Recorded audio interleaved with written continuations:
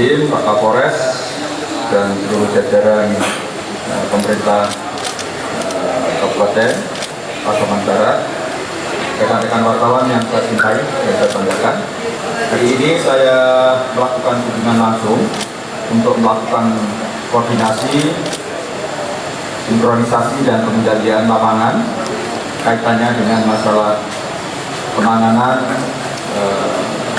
bencana, yaitu gempa bumi di wilayah Sumatera Barat, khususnya di Kabupaten Pasaman Barat. Perlu saya sampaikan kondisi yang ada sekarang yang paling terakhir untuk Pasaman Barat ini, yang meninggal Kabupaten Pasaman Barat dan Pasaman itu 13 orang, sedangkan yang di Pasaman Barat sebanyak 7. Jadi sudah ada tambahan meninggal 2 dari data semula.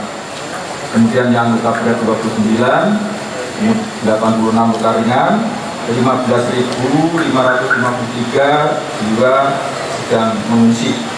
Dari 15.000 ini, kalau tidak salah yang 10.000 lebih adalah yang ada di Pasaman Barat.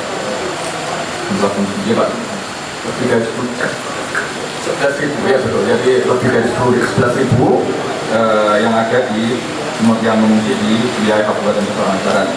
Mengenai infrastruktur yang mengalami kerusakan, untuk rumah itu ada 3.094 rumah rusak, kemudian 29 rumah ibadah, 33 sekolah, 10 fasilitas layanan kesehatan, dan 5 perkantoran. Kemudian hasil kunjungan lapangan pelaksanaan tanggap darurat, mulai dari pencarian dan pengelolaan terhadap korban, kemudian pemenuhan kebutuhan dasar pengungsi, penanganan kesehatan, dan pemulihan dini telah dilaksanakan dengan baik. Namun ada beberapa hal yang perlu menjadi perhatian, yaitu perlu ada percepatan validasi data pengungsi. Ini kaitannya dengan bantuan yang harus diberikan kepada mereka, termasuk uang tunggu. Karena nanti pada pengungsi ini akan mendapatkan bantuan dari pemerintah berupa uang tunggu sampai hunian sementara untuk yang memerlukan, dan hunian sementara itu akan disediakan sampai nanti kemudian sudah dibangun kembali hunian tetap. Kemudian percepatan pendataan kerusakan infrastruktur termasuk fasilitas umum. Dengan begitu maka kita harapkan tanggal 10 Maret akhir dari batas tahap tanggap bencana itu selesai, maka ini data-data ini kita harapkan bisa final, sehingga tahap berikutnya, tahap rehab dan rekonstruksi bisa dilaksanakan dengan secepat mungkin. Kemudian peningkatan kebersihan dan penyediaan kelengkapan kebutuhan di tenda pengungsi, khususnya sebagai dan air bersih. Saya tadi lihat di tempat-tempat pengungsian itu memang belum tersedia cukup untuk MCK-nya.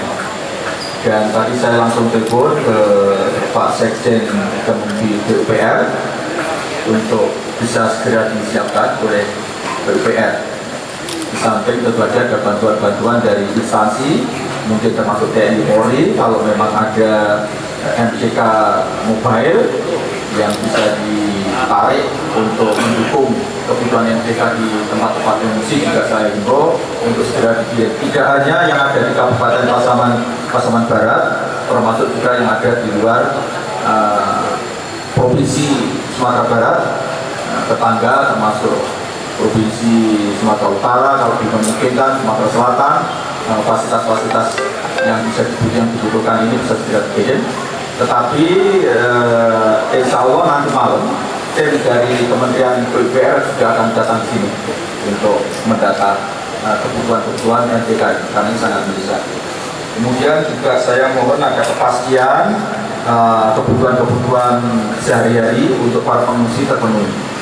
Tadi di beberapa lokasi saya lihat sudah cukup, bahkan berlebih, ya.